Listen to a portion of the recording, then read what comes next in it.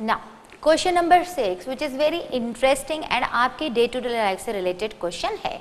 एक courier person है, वो साइकिलिंग करके अपनी नेबरिंग टाउन और विलेज में कुछ पार्सल डिलीवर करने जा रहा है और उसकी साइकिलिंग से रिलेटेड ग्राफ दिया है। एक्स एक्सिस पर टाइम दिया है लाइक 8 AM, 9, 10, 11, 12 नोन, ठीक है। और वाई एक्सिस पर डिस्टेंस है which is in kilometre, mean cycle kilometre में चलाना इट्स वेरी हार्ड। कुछ क्वेश्चंस के हमें आंसर देने हैं, बट अगर हमें नहीं भी पता है और इस ग्राफ के थ्रू अगर हम कुछ इंटरप्रिटेट करना चाहें तो हम बहुत सारी चीज़ें बता सकते हैं। जैसे 8 to 9 जो है उसकी स्पीड काफ़ी अच्छी थी क्योंकि हर इंसान इनिशियली एनर्जाइज रहता है, ठीक है। 9 to 10 भी काफ़ी अच्छी स्पीड से उसने साइकिलिंग करी। 10 से 10:30 बिकॉज ये मिड पॉइंट पे आ रहा है, 10:30 से 10 तक उसने रेस्ट किया, माइट भी ब्रेकफास्ट वगैरह लेने के लिए वो रुक गया, ठीक है। अब उसके बाद अगेन उसने एनर्जी रिगेन करी और 22 किलोमीटर की जर्नी 11:30 तक में ही कवर कर ली। अभी हमने कोई भी क्वेश्चन सॉल्व नहीं किया, बट हम कुछ एनालाइज कर सकते हैं अगर हमने ग्राफ को ध्यान से देख लिया। अब हम क्वेश्चन सॉल्व करते हैं। फर्स्ट क्वेश्चन है what is the scale taken for the time x axis. X axis पर हमने क्या स्केल लिया है, आपकी जैसी मर्जी, आप पहली बात तो वैसा ले सकते हैं, बट मैंने जो लिया है थोड़ा ग्राफ बड़ा दिखे तो 4 यूनिट्स को मैंने 1 यूनिट यानी 8 to 9 1 आवर हुआ, तो 1 आवर इक्वल टू 4 यूनिट्स यहाँ पर कंसीडर किया। आप जरूरी नहीं आप 2 ले लें, 10 ले लें, 5 ले लें, 1 ले लें, जो लेना है वो ले सकते हैं। तो फर्स्ट मेरा जो है आंसर होगा I have considered 4 units is equal to 1 hour, जो यहाँ पर शो हो रहा है, ठीक है। सेकेंड क्वेश्चन है how much time did the person take for the travel. उसने टोटल कितना टाइम लिया, तो हम वहां से स्टार्ट करेंगे जहां से ओरिजिन दिया हुआ है।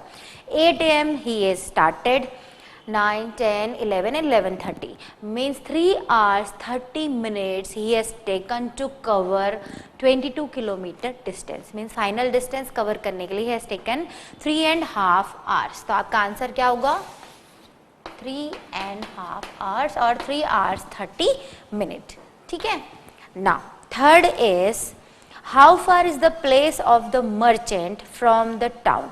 डिस्टेंस कितना दिख रहा है, तो मैं बार बार ही आपको बता रही हूँ फाइनली डिस्टेंस कितना है 22 kilometre he has covered in 3.5 hours। तो आपका आंसर क्या होगा थर्ड का, पूरा लैंग्वेज में आप लिखेंगे the distance of the merchant जो भी है, आंसर होगा 22 किलोमीटर, ठीक ना। फोर्थ है did the person stop on his way. Obvious है वो बराबर स्टॉप हुआ है और मैंने आपको बिना क्वेश्चन के भी बता दिया था। वो जो ड्यूरेशन था वो ड्यूरेशन हम नोट कर लेंगे 10 to 10:30 means half an hour का उसने ब्रेक लिया था। तो आप पूरा आंसर स्टेटमेंट के फॉर्म में लिखेंगे, मैं शॉर्ट में लिख देती हूँ 10 AM to 10:30 AM he took break for some time which was half an hour, जो टाइम था 10 to 10:30। During which period did he ride fastest, सबसे ज्यादा उसने तेज कब साइकिलिंग करी। तो ग्राफ के थ्रू क्लियरली दिख रहा है कि ये ग्राफ जो है कंटिन्यूएशन में इंक्रीज ग्राफ है, मीन्स उस समय उसकी एनर्जी लेवल बहुत हाई थी और उसने सबसे ज्यादा साइकिलिंग 8 to 9 में करी है। तो आपका आंसर होगा 8 AM, between 8 AM to 9 AM, ठीक है। तो मतलब एक सिंपल सा ग्राफ हमें क्या क्या सोचने पे मजबूर कर देता है, ये आप देख सकते हैं प्रैक्टिकल एग्जाम्पल के थ्रू ना। Last question of this exercise ना, लास्ट क्वेश्चन है, वैसे ओरल है, 4 ग्राफ दिए हुए हैं। Time temperature graph, can there be a time temperature graph as follows, justify your answer. हमको ग्राफ को देख के एनालाइज करना है कि क्या पॉसिबिलिटीज दिख रही हैं। फर्स्ट ग्राफ को अगर आप ध्यान से देखें, जैसे जैसे टाइम इंक्रीज हो रहा है टेम्परेचर भी इंक्रीज हो रहा है, means you can say it is increasing graph. Why, time के अकॉर्डिंग टेम्परेचर इंक्रीज हो रहा है, हो जाता है जनरली मॉर्निंग से लेके लेट से हमने नून तक का टेम्परेचर नोट डाउन किया, तो मॉर्निंग में जनरली कूल होता है, मॉर्निंग आवर कूल, और नून तक आते आते हॉट हो जाती है। तो ये क्या शो कर रहा है, it is showing increase in temperature according to time, ठीक है। तो ये इंक्रीज ग्राफ हो गया। वाइस वर्सा, यहाँ एरो लगा है, सॉरी, ये क्या शो कर रहा है, डिक्रीज। तो वही बात हो गई कि नून से इवनिंग तक या नाइट तक अगर हम देखें तो noons are generally hot but nights are generally again cool. तो ये डिक्रीज शो कर रहा है, मतलब पहला time temperature graph increase show कर रहा है, सेकेंड टाइम टेम्परेचर ग्राफ जो है वो डिक्रीज इन टेम्परेचर शो कर रहा है। अब थर्ड पे आते हैं। थर्ड कुछ इंटरेस्टिंग सा और अजीब सा ग्राफ है। एक ही पर्टिकुलर टाइम पर, मतलब वैल्यू बढ़ नहीं रही है टाइम की, कोई एक पर्टिकुलर टाइम पर लेट से 10 AM है, तो 10 AM पर लगातार ग्राफ जो है वो इंक्रीज हो रहा है टेम्परेचर का। क्या ये पॉसिबल है? रैपिड इंक्रीमेंट इन टेम्परेचर ऐसा नहीं होता।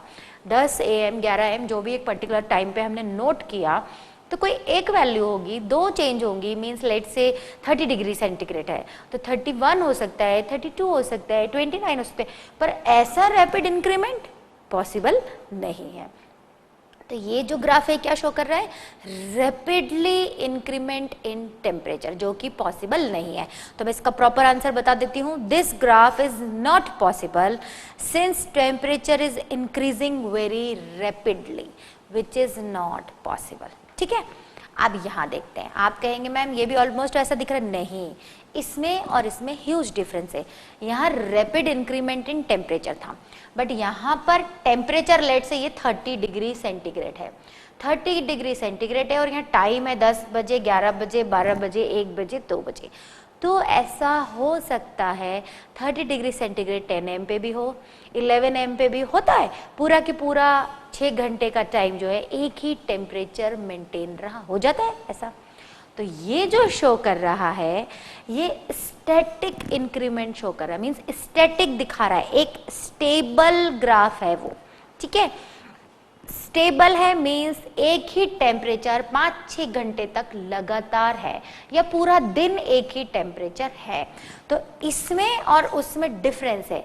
इसमें एक पर्टिकुलर टाइम पे टेम्परेचर कुछ बहुत ही रैपिडली इंक्रीज हो रहा है, जबकि वहां पर एक पर्टिकुलर कोई टेम्परेचर, ये जो भी है 25 डिग्री है, 30 डिग्री है, वो मेंटेन है कुछ आवर्स के लिए। तो वो पॉसिबिलिटी है। तो फोर्थ क्या होगा? It is showing constant temperature, stable. ठीक है, तो ये 4 अलग अलग ग्राफ थे और हमको उनके 4 के अकॉर्डिंग आंसर देना था। First is showing increase in temperature, second is showing decrease in temperature, third is showing rapid increment in temperature which is not possible, third is showing constant temperature and which is possible. तो दोस्तों ये थी 15.1 exercise. सो दोस्तों अभी just हमने पूरी different type के graphs पढ़े, उनकी ज़रूरत क्यों पड़ी, तो हमने पढ़ा कि जो हमारे पास डेटा होता है, यूज़फुल डेटा, उसको कैसे रिप्रेजेंट करें। भाई या तो एक तरीका है कि आप उसको बोर्ड पे, आपके पास पेपर है तो उस पर लिख लिख के किसी को एक्सप्लेन करें, बट वो तो बहुत ही डिफ़िकल्ट हो जाएगा अगर वो बहुत ह्यूज नंबर का होगा। तो क्या करा हमने उसके लिए कि हमने डिफरेंट टाइप के ग्राफ्स पढ़े। ग्राफिकल रिप्रेजेंटेशन जो होता है इट्स अ विजुअल रिप्रेजेंटेशन, और कोई भी चीज़ अगर विजुअल फॉर्म में हो तो बहुत ही ईजी हो जाती है समझने में। ठीक है, और फिर हमने उसमें उनके टाइप पढ़े कि हम बार ग्राफ के थ्रू एक्सप्लेन कर सकते हैं, हिस्टोग्राम के थ्रू एक्सप्लेन कर सकते हैं, हमने line graph, linear graph, and there are so many ways, pie chart and etcetera.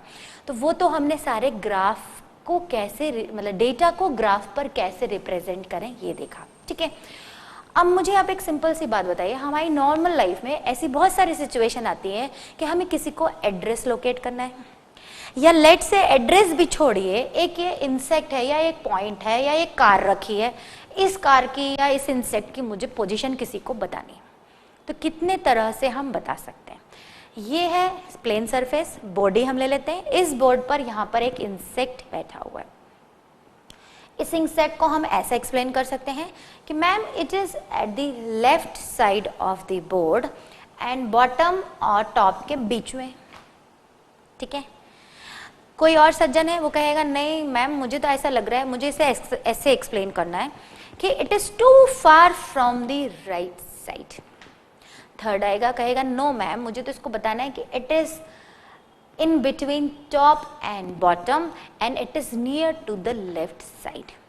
ठीक, there are so many ways to explain the position or location of this point. तो ये तो बड़ा गड़बड़ हो जाएगा, अगर इतने सारे तरीके से हम बता पाएंगे तो कंफ्यूज हो जाएंगे, और कंफ्यूजन अगर रहा तो मैथ्स में तो कंफ्यूजन का कोई सवाल ही नहीं उठता है ना। अब हम एक और प्रैक्टिकल एग्जांपल लेते हैं। आप सब लोग मूवी जाते हैं? ऑफ कोर्स, मूवी ऐसा कोई पर्सन नहीं है जो नहीं जाता। हम थिएटर में मूवी देखते हैं, तो आपने कभी टिकट जब बाय किया तो नोटिस किया कि वो हमें सीट नंबर देते हैं। सीट नंबर मीन्स वो हमें ऐसा कुछ तो भी लिख के देते हैं टिकट में, B678। इसका क्या मतलब होता है? इसका मतलब होता है कि जब हम थिएटर के अंदर जाएंगे तो हमें बी रो में जाना है, जहां पर बी लिखा होगा। उस बी रो में जहां पर सीट नंबर 6, 7 और 8 होगा, वहां पर जाकर ही हमें बैठना है। होता है ऐसा? या कोई ऑडिटोरियम हम जाते हैं, या हम मैच देखने जाते हैं स्टेडियम में, तब भी ऐसे ही सीट नंबर्स होते हैं। और एक बेस्ट हम अपनी क्लास का ही एग्जाम्पल ले लेते हैं। लेट से हमारी क्लास में 5 रोज और 5 कॉलम है, 1 2 3 4 5। 1 छोटा मैं इसलिए ले रही हूँ कि मैं इजीली बना के आपको बता सकूं। और ग्राफ पेपर भी हमारा कुछ इस तरह ही होता है, स्क्वायर के ग्रिड के फॉर्म में होता है। ठीक है, ये हो गई मेरी 5 रोज 5 कॉलम्स। अब लेट से कोई स्टूडेंट लेट आया, फर्स्ट रो फिल हो चुकी है, सेकंड रो फिल हो चुकी है, वो अपनी प्लेस देख रहा है कि मैं कहाँ जाकर बैठूं। तो मैम उसको बोल सकती हैं कि बेटा आप 3rd रो में जाकर 4th नंबर पे बैठ जाइए। तो वो क्या करेगा? फर्स्ट रो फिल हो गई, सेकंड रो फिल हो गई, तो ये वाली नहीं देखेगा, ये वाली नहीं देखेगा, वो इस रो में जाएगा, फर्स्ट, सेकंड, थर्ड, फोर्थ। तो वो यहाँ जाकर अपनी जगह रोक लेगा, because I have said to him that go and sit at the 3rd row and 4th column और 4th प्लेस। ठीक है, तो क्या हुआ, हमने उसको एग्जैक्ट क्लू दिया तो वो एग्जैक्टली जाके बैठ पाया। बट अगर हम उसे ऐसा कुछ, जा 3rd रो में बैठ जाओ, तो वो कहाँ जाके बैठेगा? 3rd रो में, 1st नंबर पे, 2nd नंबर पे, 4th नंबर पे कहाँ जाएगा? ठीक है, मीन्स किसी भी पॉइंट और किसी भी ऑब्जेक्ट और किसी भी पर्सन और एड्रेस की हमें लोकेशन किसी को लोकेट करनी है, तो there should be some specific criteria. ठीक है, इसके लिए हमारे एक जीनियस मैथमेटिशियन थे रेने डिकार्टिस, उन्होंने हमें बहुत ही सिंपल वे बताया जिसको हम कार्टेशियन कोऑर्डिनेट सिस्टम बोलते हैं। उन्हीं के नाम से, उनका नाम था रेने डिकार्टिस, और उन्हीं के नाम से एक सिस्टम उन्होंने दिया। That system is called Cartesian coordinate system. Cartesian बार बार मैं यूज नहीं करूंगी, केवल नाम है, मीन्स कोऑर्डिनेट सिस्टम। ठीक है, तो अब हम जो पढ़ेंगे कुछ इंपॉर्टेंट वर्ड हैं जिनको हम समझ लें। Coordinates, these are Cartesian coordinates, I am writing in short coordinates. Coordinate क्या होता है? कोऑर्डिनेट मीन्स वही पोजीशन बताना, जो भी पर्सन है या पॉइंट है उसकी एग्जैक्ट पोजीशन बताना। ठीक है, कैसे? तो अब हम इसी रो कॉलम को थोड़ा सा ग्राफ के फॉर्म में समझने की कोशिश करते हैं। लेट से ये ग्राफ पेपर है। ग्राफ पेपर सबने देखा है, ग्रीन कलर का होता है graph paper, green blue colour का। उसमें ऐसे स्क्वायर का ग्रिड बना होता है। हर स्क्वायर की लेंथ और ब्रेथ ये सब कुछ सेम होता है, मीन्स एज जो है वो सेम है। This is square. अभी तो मैंने अप्रॉक्सीमेट बनाया तो प्रॉपर स्क्वायर नहीं है, पर लेट से ये स्क्वायर है। तो यहाँ पर 10 मिलीमीटर होगा, यहाँ भी 10 मिलीमीटर, यहाँ भी 10 मिलीमीटर, यहाँ भी 10 मिलीमीटर। इसके अंदर भी ऐसे 10 बॉक्स बने होंगे। ठीक, ये पॉइंट्स में अगर कोई वैल्यू है, 0.5 है, 0.6 है, तो वो लोकेट करना बहुत इजी हो जाता है। ठीक है, तो ये एक डायरेक्शन हुआ और ये एक डायरेक्शन हुआ। तो सबसे पहले हम डायरेक्शन को समझ लें। ये हॉरिजॉन्टल हो गया, ये वर्टिकल हो गया, राइट। और यहाँ से स्टार्ट हो रहा है, तो दिस इज ओरिजिन। मीन्स कोई भी ग्राफ का एक ओरिजिन होगा, उसके राइट साइड हॉरिजॉन्टल में जो होगा उसको हम बोलेंगे एक्स एक्सिस। वर्टिकल डायरेक्शन में जो है उसको हम बोलेंगे वाई एक्सिस। ठीक है, और एक्स एक्सिस और वाई एक्सिस के बीच में जो हमने प्लॉटिंग करी, ये सारी पॉजिटिव वैल्यूज हमने ली हैं। ठीक है, ये सारा पॉजिटिव होगा। क्यों? क्योंकि हमने छोटी क्लासेस में नंबर लाइन बढ़िया पड़ी हुई है, 2 पार्ट में डिवाइड होती है। ये होता है ओरिजिन। ओरिजिन के राइट साइड में जो होती है वो पॉजिटिव होती है, और जिसे हम एक्स बोलते हैं, एक्स एक्सिस, ये हॉरिजॉन्टल डायरेक्शन हो गया। सिमिलरली हॉरिजॉन्टल में अगर हम लेफ्ट साइड जाते हैं तो यहाँ सारे नेगेटिव नंबर आते हैं। लेट्स से ये 1 2 3 4 5 है, तो यहाँ -1 हो जाएगा, -2, -3 एंड सो ऑन। ये हम 6th 7th में इंटीजर्स में ही पढ़ चुके हैं, ठीक है। ये हो गई हॉरिजॉन्टल। हॉरिजॉन्टल में भी ओरिजिन का राइट साइड और ओरिजिन का लेफ्ट साइड, राइट साइड में पॉजिटिव एंड लेफ्ट साइड में नेगेटिव, ये हम ऑलरेडी पढ़ चुके हैं, ठीक है। आपने याद कर लिया, राइट। इसी नंबर लाइन को अगर मैं वर्टिकल डायरेक्शन में स्टैंड कर दूं तो क्या होगा, तब भी नंबर लाइन तो वैसी की वैसी रहने वाली है। ये ओरिजिन कहाँ आ जाएगा, यहाँ आ जाएगा। अपवर्ड डायरेक्शन में सारे पॉजिटिव हो जाएंगे, डाउनवर्ड डायरेक्शन में नेगेटिव हो जाएंगे। जब हमने हॉरिजॉन्टल में x और x डैश बोला है तो हम वर्टिकल में उसे y और y डैश बोल सकते हैं, ठीक है। तो अब हमारे पास एक नंबर लाइन की जगह कितनी नंबर लाइन हो गई, 2 नंबर लाइन हो गई। अब देखिए 2 नंबर लाइन कितना कमाल करेंगी। अगर इन 2 नंबर लाइन को हम ऐसा एडजस्ट करें एक दूसरे के ऊपर परपेंडिकुलर, मीन्स 90 डिग्री पे इंटरसेक्ट कराएं, 2 लाइंस को अगर हम ऐसी क्रॉस कराएं जो एक दूसरे के ऊपर 90 डिग्री का एंगल फॉर्म कर रही, तो क्या होगा। तो देखिए जो सेपरेट नंबर लाइन मैंने बनाई वो अब कुछ इस तरह से हो जाएंगे, ठीक है। ओरिजिन के ऊपर आ जाएगा, ये सारे 90 डिग्री बना रहे हैं because they are intersecting at 90 degree, ठीक। हॉरिजॉन्टल डायरेक्शन में ये प्लस हो गया, इसको हमने नाम दिया था एक्स एक्सिस, तो हम एक्स लिखते हैं, बार बार एक्सिस नहीं लिखते, ठीक है। 1 2 3 4 5 ये हो गया 0। सिमिलरली लेफ्ट डायरेक्शन हो गया, तो लेफ्ट में आ गया -1 -2 -3 -4 -5। वही नंबर लाइन है, अब देखिए कितनी अच्छे फॉर्म में बन चुकी है। वर्टिकली करी, अगेन ये 1 2 3 4 5 हो गया, बट ये हो गया पॉजिटिव y, है ना, हमने नाम दिया y। सिमिलरली ये हो गया नेगेटिव, तो उसको हमने नाम दे दिया डैश। जैसे हम x और x डैश नाम देते हैं, ऐसे ही हमने दे दिया y और y डैश। जब ये 2 नंबर लाइन एक दूसरे के ऊपर 90 डिग्री का एंगल बनाते हुए इंटरसेक्ट हुई, तो इसने 4 पार्ट क्रिएट कर दिए जो आप इजीली देख सकते हैं, ठीक। ये हुआ फर्स्ट पार्ट, ये हुआ second part, this is third part and this is fourth part. आप कहेंगे मैम इसमें नया क्या है, वो तो क्लियरली दिख ही रहे हैं 4 पार्ट, तो क्या है ये चीज। स्टूडेंट्स ये जो 4 पार्ट हैं ये बहुत इंपॉर्टेंट रोल प्ले करते हैं कोऑर्डिनेट्स या कोऑर्डिनेट्स ज्योमेट्री में, ठीक है। फर्स्ट पार्ट जो है इसको उन्होंने जो नाम दिया ये कहलाएगा फर्स्ट क्वाड्रेंट, क्योंकि क्वाड है ये 1/4 पार्ट है, सो this is first quadrant, this is second quadrant. मैं पार्ट की जगह अभी ने क्या बोल रही हूँ, क्वाड्रेंट। एक एक वर्ड में आपको आगे बढ़ती जा रही हूँ। This is fourth quadrant. तो आप कहेंगे तो क्या हुआ, आपने क्वाड्रेंट नाम दे दिया, सो व्हाट। अब देखिए फर्स्ट क्वाड्रेंट को हम ध्यान से देखें तो वो पॉजिटिव x और पॉजिटिव y से बन रहे, राइट।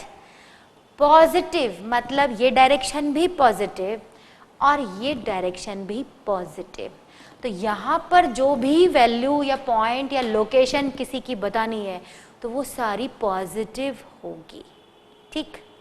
अभी मैं आपको और डिटेल में एग्जांपल लेके बताऊंगी। सेकंड में आते हैं। सेकंड में x क्या है, ओरिजिन से नेगेटिव साइड है, नेगेटिव है, और y क्या है, पॉजिटिव है।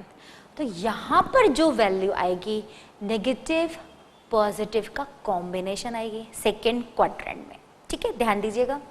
थर्ड क्वाड्रेंट में x भी नेगेटिव डायरेक्शन में जा रहा है, y भी नेगेटिव, मीन्स x और y दोनों वैल्यूज नेगेटिव नेगेटिव आएंगी।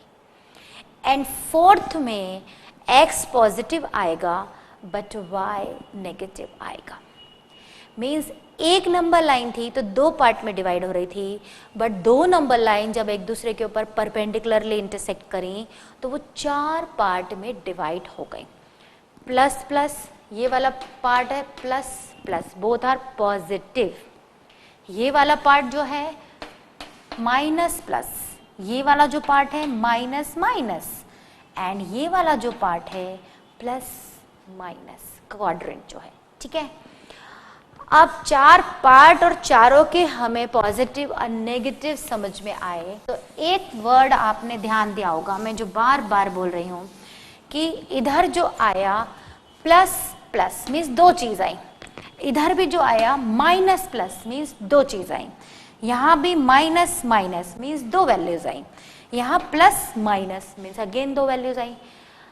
तो रेने सर जो थे उन्होंने बोला अगर हम x एक्सिस और y एक्सिस की जो वैल्यूज हैं उनको अगर सेट के फॉर्म में लिखें तो लेफ्ट साइड पर हमेशा x की वैल्यू आएगी और राइट साइड पर हमेशा उस सेट के अंदर y की वैल्यू आएगी, and this is called coordinates, ठीक है।